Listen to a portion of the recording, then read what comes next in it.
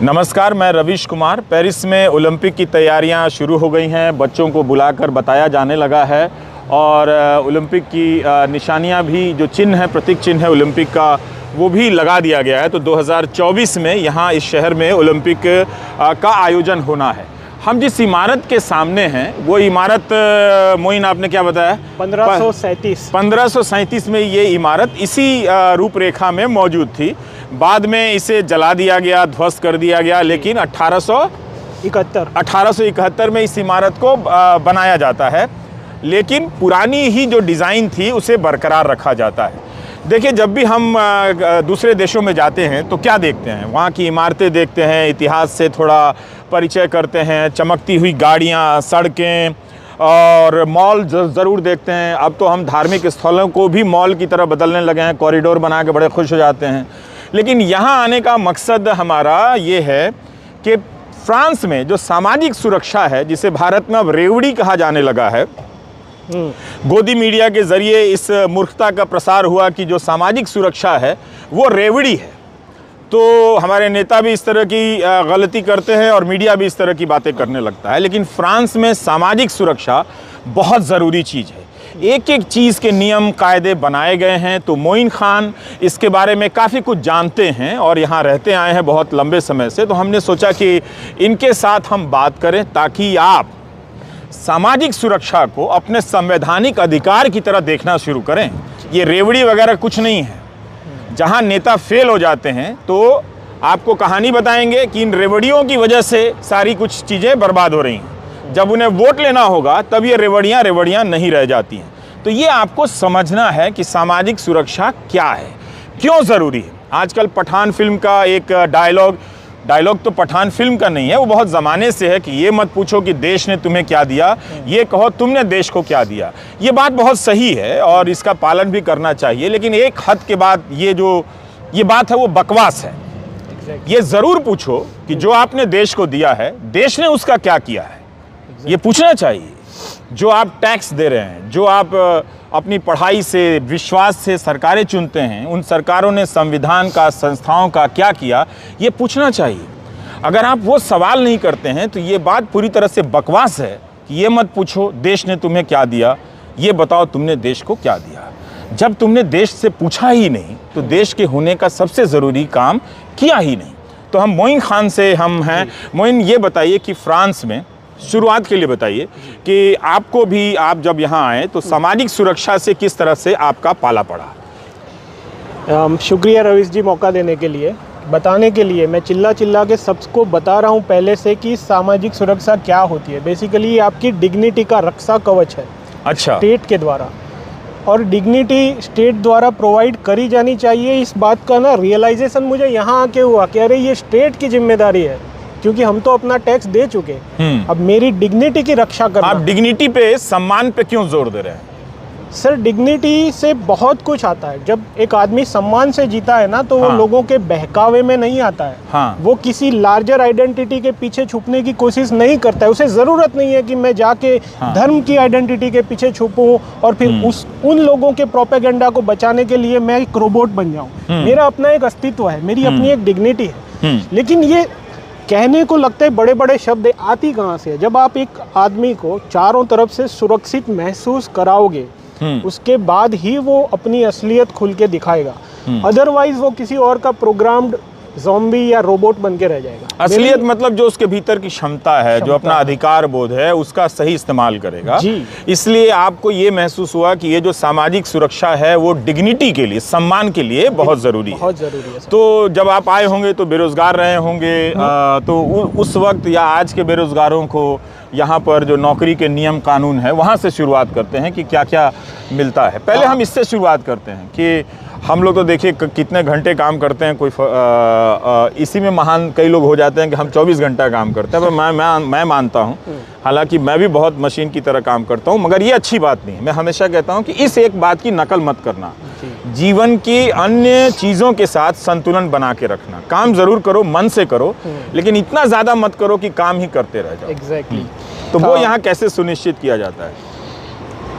Sir क्योंकि मैं जब यहाँ आया तब की बात की, जब मैं एज ए विद्यार्थी, as a student, foreign student भी यहाँ पे आया ना, तब भी मेरे कुछ राइट्स थे, जैसे कि मकान के किराए में 50% स्टेट देगा। वहाँ से मेरी कहानी शुरू होती है। सीधा जाते हैं आपके प्रश्न के उत्तर पे कि फिलहाल क्या सिनारियो है। यहाँ पे स्टेट ने वेल डिफाइंड लॉ बना के रखे हैं कि एक standard working week should be 35 hours, 35 घंटे से ज़्यादा काम नहीं करना है, किसी को भी नहीं करना है। Maximum limit is 48 hours.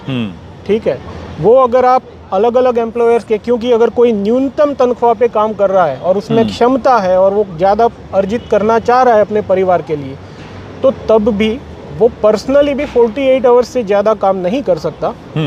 और एक किसी सिंगल एम्प्लॉयर के यहाँ ये, जहाँ तक मेरा जानना है, थोड़ा बहुत इधर उधर हो सकता है, लेकिन 39 या 42 आवर्स की लिमिट है।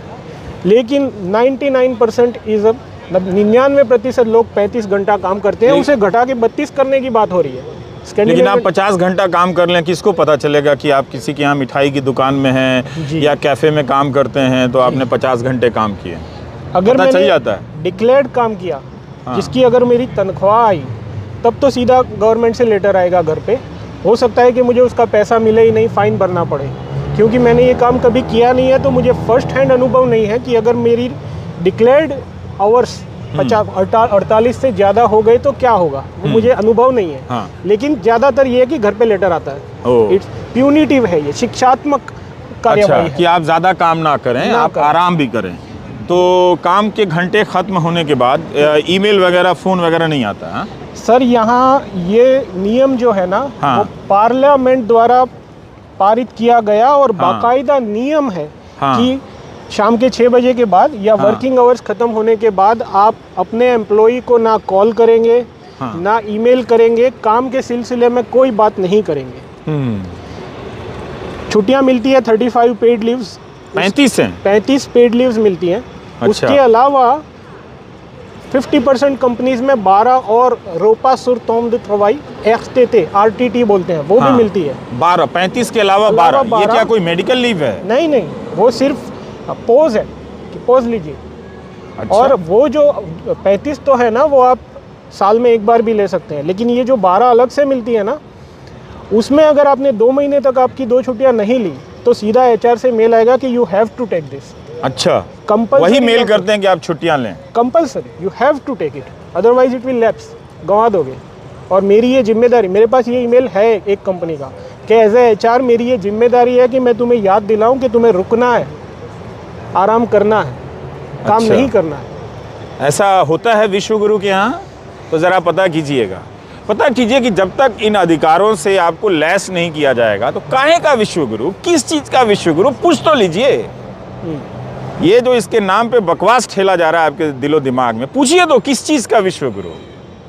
अब यहाँ इन्हें ईमेल आता है कि आप एक निश्चित घंटे के से ज़्यादा काम नहीं कर सकते हैं, आपको छुट्टियाँ लेनी हैं। ये एक कर्मचारियों के अधिकार हैं और जब मर्जी आया किसी को निकाला जा सकता है? बिल्कुल भी नहीं, बिल्कुल भी नहीं। मतलब फ्रांस इस चीज़ के लिए नोटोरियस है, कुख्यात है। कई वो कहते हैं ना, ईज़ ऑफ डूइंग बिजनेस में उसकी रैंकिंग गिरती है, क्योंकि यहाँ एम्प्लॉई की, कर्मचारी की सुरक्षा इतनी ज़्यादा है, आप नहीं निकाल सकते। आपको ये मोटी फाइल बना के जस्टिफाई करना पड़ेगा कि मेरा इसे निकालना क्यों ज़रूरी है, मेरे पास पैसा नहीं है, या इसका कोई परफॉर्मेंस में प्रॉब्लम है, डॉक्टर का सर्टिफिकेट चाहिए, या मुझे प्रूफ जमा करने पड़ेंगे 6 महीने तक कि देखिए मैंने इससे ये काम मांगा था जो कि जस्टिफाइड है और ये नहीं कर पाया।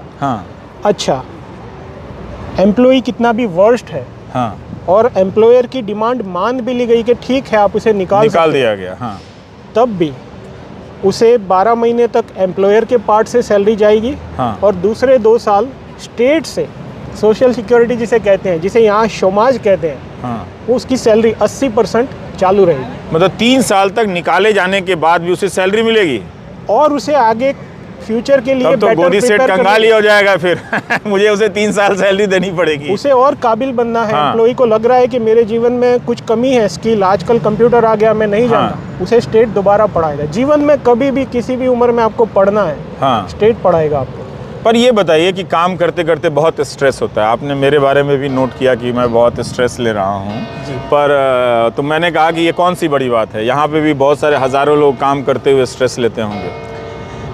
हम लोग सीधा बर्नआउट पे आ जाए। हाँ। स्ट्रेस से क्या होता है, बर्नआउट के एक तबक्का ऐसा भी आता है जब आप खत्म हो जाते हैं, जल चुके हैं पूरे।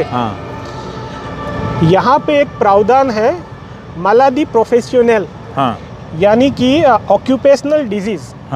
दर्शकों के लिए मैं सिंप्लीफाई कर देता हूँ कि कोई अगर कोयला खदान में काम कर रहा है तो कोयले की वजह से उसको जो बीमारी होगी वो उसकी पर्सनल बीमारी नहीं है, वो उसको काम की वजह से हुई है।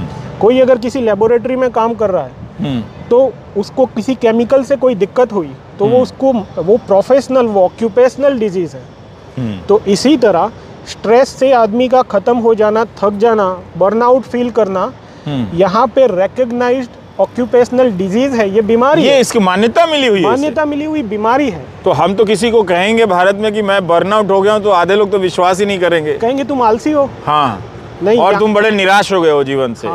नहीं, लेकिन यहाँ पर वो इसे मान्यता दी जाती है, बीमारी है, ये ऐसा हो सकता है और ये बीमारी है, प्राप्त बीमारी है। अब जब वो मान्यता प्राप्त बीमारी है तो वही फिर 2 साल तक घर पे बैठ के सैलरी लो, ट्रीटमेंट कराओ डॉक्टर से, जो पढ़ना है पढ़ो, रिलैक्स करना है रिलैक्स करो। क्योंकि वो रिकॉग्नाइज्ड बीमारी है तो आप घर पे बैठ के आपकी तनख्वाह चालू रहेगी। तो आपने देखा कि हम क्यों मोइन खान से बात कर रहे हैं, क्योंकि मोइन खान को सामाजिक सुरक्षा के बारे में काफ़ी कुछ पता है और ये आपको पता होना बहुत ज़रूरी है, क्योंकि आपके देश का जो गोदी मीडिया है वो आपको बेवकूफ़ बना रहा है। वो लोगों को, दर्शकों को बंदर में बदल रहा है। बंदर बहुत ही होशियार प्राणी है, पर वो चालाकी, उसकी चतुरता भी आपके भीतर से वो ख़त्म करता चला जा रहा है। तो इसलिए हम आपको ये बताना चाहते हैं कि फ्रांस की सड़कें, गाड़ियाँ, इमारतें दिखाने के अलावा भी वो सभी चीज़ें महत्वपूर्ण हैं कि आप जब किसी दूसरे देश में जाएं तो जाने कि वहाँ क्या सामाजिक सुरक्षा है। तो अभी मोइन खान ने बताया कि नौकरी से कोई इतनी आसानी से नहीं निकाल सकता, मोटी फाइल बनानी पड़ जाएगी, छुट्टियां लेनी ज़रूरी है, 35 छुट्टियां मिलती हैं, इसके अलावा 12 और छुट्टियां मिलती हैं। HR जो डिपार्टमेंट है मानव संसाधन का, ह्यूमन रिसोर्स का, वो आपको याद दिलाता है कि आपको छुट्टियां लेनी है। और अगर आप बर्नआउट हो गए, थक गए, काम के तनाव से आपके अंदर ऊर्जा नहीं है काम करने की, आइडिया नहीं आ रहे हैं, परफॉर्मेंस अच्छा नहीं हो रहा है, तो उसे मान्यता दी गई है और छुट्टी दी जाती है और छुट्टी देने के बदले आपको सैलरी मिलती है, 2-2 साल तक इलाज का खर्चा मिलता है। अब हम आते हैं चिकित्सा पर। चिकित्सा पर आपको किस तरह की सामाजिक सुरक्षा यहाँ पर हासिल है? सर, एक लाइन में अगर कहूँ तो यहाँ डॉक्टर से लेके दवाई की दुकान तक मुझे जेब से पैसा देना ही नहीं देना पड़ता है। एक कार्तविताल है, मैं दिखा दूँ? हाँ, दिखाइए। वो कार्तविताल है सर, ये वाला। ये इस तरह के तो कार्ड भारत में भी हैं, नहीं वो अलग है। तो ये आपको ये इंश्योरेंस कार्ड मिला हुआ है, ये इसमें पैसा कौन देता है? ये बस मेरी आइडेंटिटी है। और हर जगह मशीनें लगी हुई है, वो इसे बस वेरीफाई करेगा। पैसा उनको जिस भी संस्थान में मैं जाऊंगा, अस्पताल में जाऊंगा, निजी डॉक्टर के पास जाऊंगा या दवाई की दुकान में, तो उसका भुगतान उसको सरकार करेगी, स्टेट करेगा। सरकार और स्टेट आप अपनी जेब से नहीं देंगे, कुछ नहीं देना। तो यहाँ जो बड़ी बड़ी दवा की दुकानें मैं देख रहा हूँ, तो वहाँ अगर आप जाएंगे तो आपको पैसे नहीं देने पड़ेंगे, आप दवा लेंगे और ये कार्ड इंसर्ट करेंगे। जो डॉक्टर द्वारा लिख के दी गई दवाइयाँ हैं, वो सारी इससे भुगतान होगा। To be more clear, actually 70% का नियम है, 70% देगा स्टेट, 30% आपने देना है, लेकिन किसी किसी किस्से में वो 100% तक भी है। दूसरा, मेरे एम्प्लॉयर ने मुझे प्राइवेट इंश्योरेंस भी दे रखा है, तो जो बचा 30% है वो भी आ गया।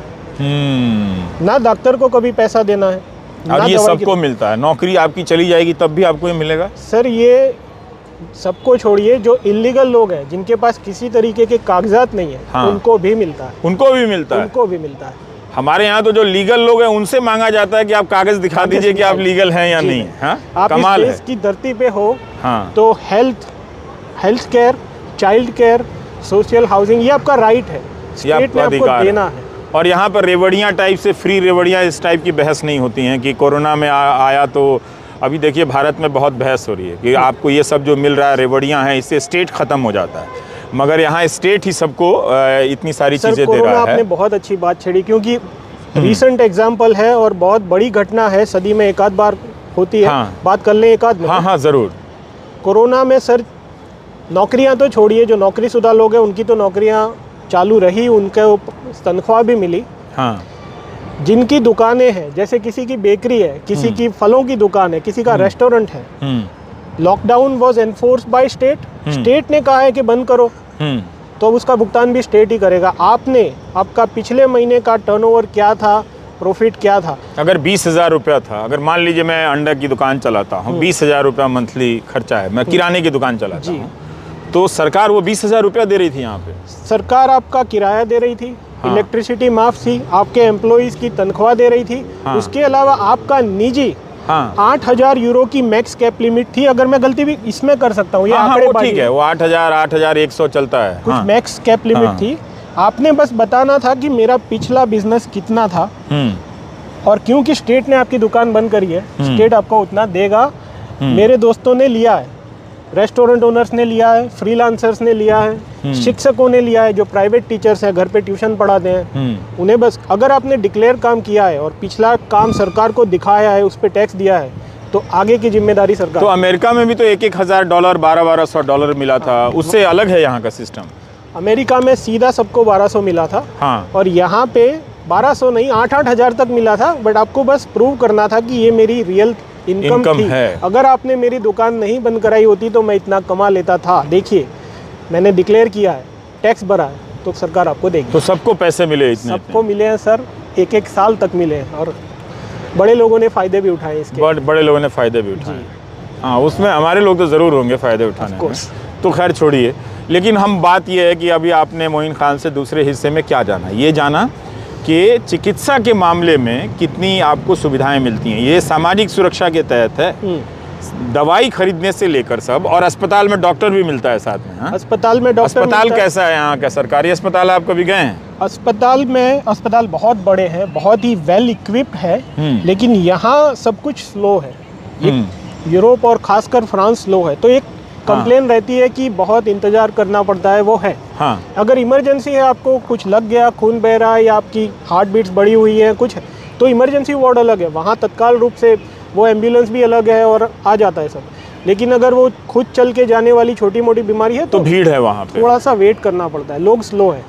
भीड़ तो हमने इंडिया में देखी है, तो मैं उसे भीड़ नहीं करूँगा, लेकिन धीमे है। पर अस्पताल में डॉक्टर हैं, चीज़ें हैं, इलाज होता है, तो जिसको भी नंबर मिल जाता है इलाज होता है, बड़ी से बड़ी बीमारियों का भी। और नॉर्मली छोटी छोटी बीमारियां जो है ना, उसके लिए अस्पताल नहीं जाते लोग, सीधा डॉक्टर से कंसल्ट करते हैं, जो अपने छोटे छोटे ऑफिस खोल के बैठे हैं।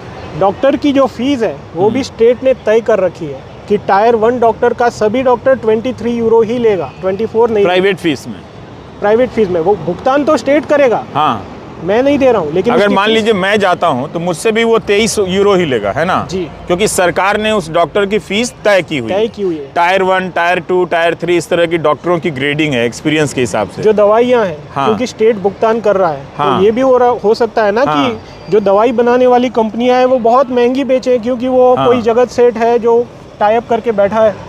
नहीं, उसके पीछे पूरी की पूरी कमिटीज होती है, रिसर्च करती है और तय करती है कि जैसे ये पैरासीटामोल है तो उसकी खरीद कीमत क्या होनी चाहिए, और उसी तय दाम से आता है, ताकि स्टेट को भी कोई चूना ना लगा जाए। स्टेट तो हमारा ही पैसा है ना। पर इसलिए हमने ये बातचीत यहाँ रखी मोइन के साथ कि आप जब अपने राजनेताओं के सामने जाएं, चुनाव का समय आए, तो सामाजिक सुरक्षा के मुद्दे को ज़रा ठीक से समझें। ये 12वीं पास लड़कियों को स्कूटी दे देना, ये कभी किसी को मंगलसूत्र दे देना, ये निश्चित रूप से नहीं है। लेकिन उसके बजाय अगर आप शिक्षा को फ्री करें और उसकी क्वालिटी इतनी अच्छी रखें कि यहाँ भारतीय लोग ही बता रहे थे कि प्राइवेट स्कूलों में पढ़ाना शर्म की बात है। लोग पूछते हैं कि आप सरकारी स्कूल में क्यों नहीं पढ़ाते हैं, क्योंकि उसका दर्जा और उसकी गुणवत्ता बहुत अच्छी होती है। तो ये जब अच्छी होगी तो वोट के लिए किसी को स्कूटी देने की ज़रूरत नहीं होगी। पता नहीं, मुझे तो समझ में नहीं आता कि इतनी स्कूटियाँ बटी भी हैं कि नहीं बटी हैं, जितनी नेताओं ने चुनावों में वादे किए हैं। तो ये सब आप जानिए, और सामाजिक सुरक्षा बहुत ज़रूरी है, ये सरकार का ही काम है देना। सरकार को आप टैक्स भी दीजिए ईमानदारी से और वापस भी लेने की मांग कीजिए, उसे समझिए कि सामाजिक सुरक्षा क्या है। इस जगह की एक बात बताता हूं, जहां हम टाउन हॉल के सामने खड़े हैं, इसके दूसरे हिस्से में मानवाधिकार की सुरक्षा के लिए एक चार्टर लगा हुआ है, बाकायदा पोस्टर लगा हुआ है कि दुनिया में कहीं भी कोई भी मानवाधिकार के लिए लड़ रहा है, तो पेरिस जो उसे ऑनरेरी सिटीजनशिप देता है, नागरिकता देता है। हालांकि इसके अपवाद भी हैं, बहुत तरह से जो माइग्रेंट लोग आए हैं उसको लेकर अपनी एक राजनीति है, वो सब है। लेकिन ये कम बड़ी बात है कि यहाँ पर ये बाकायदा बोर्ड, एक ही बोर्ड लिखा हुआ है इनकी नीतियों को लेकर, और वो ह्यूमन राइट्स को लेकर है कि हम इसका सम्मान करते हैं। और ईरान में नसरीन जो हैं, जिन्हें 33 साल की सज़ा सुनाई गई है ईरान की सरकार के द्वारा, उनके प्रति वो तस्वीर लगी हुई है उनकी, और लिखा हुआ है कि हम नसरीन, उनके समर्थकों और उनके परिवार के सदस्यों को जिन तकलीफ़ों का सामना करना पड़ रहा है, हम उसे समझते हैं और उसका साथ देते हैं। तो ये सामाजिक सुरक्षा, मानवाधिकार की सुरक्षा के साथ जाकर बगैर उसके पूरी नहीं होती। क्योंकि आपने चार्टर की बात की, जो कि फ्रेंच रिवॉल्यूशन के टाइम पढ़ा गया था कि मानवाधिकार क्या होते हैं। उसके ठीक 4 साल बाद, कुछ 91-92 में, ये जो सोशल सिक्योरिटी पे हमने बात की ना, उसका भी एक चार्ट पढ़ा गया था, शार्ट द म्यूचुअलिटी। अच्छा। कि जिसमें स्टेट की जिम्मेदारी क्या है और नागरिक अपने हिस्से से कितना करेगा, कितना प्रोटेक्शन इसे स्टेट देगा, बाकायदा उसमें। हालांकि उससे पहले इवन राजाशाही में भी कुछ तो सोशल सिक्योरिटी के नियम थे कि एम्प्लॉयर की क्या जिम्मेदारी है, स्टेट की क्या जिम्मेदारी है एम्प्लॉय की। लेकिन फिर रिवॉल्यूशन के बाद इसी जगह वो 91-92 में शार्ट द म्यूचुअलिटी, यानी कि चार्टर ऑफ म्यूचुअलिटी भी घोषित किया गया, वो लिखा हुआ है। मोइन खान, आपसे बात करके बहुत मज़ा आया। Thank you sir. और इस बातचीत से ये एक निष्कर्ष निकलता है कि भारत में क्या हो रहा है लिबरलाइजेशन के नाम पर।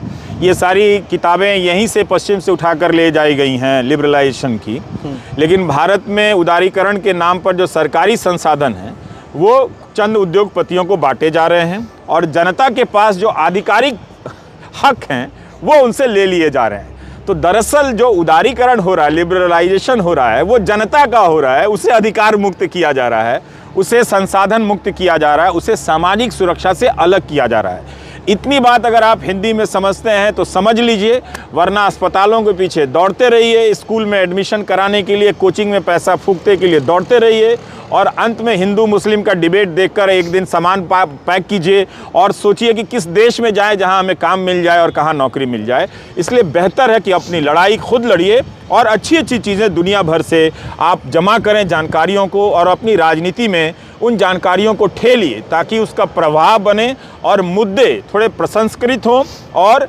ज़रा सा संशोधित भी हों और सुंदर भी हों।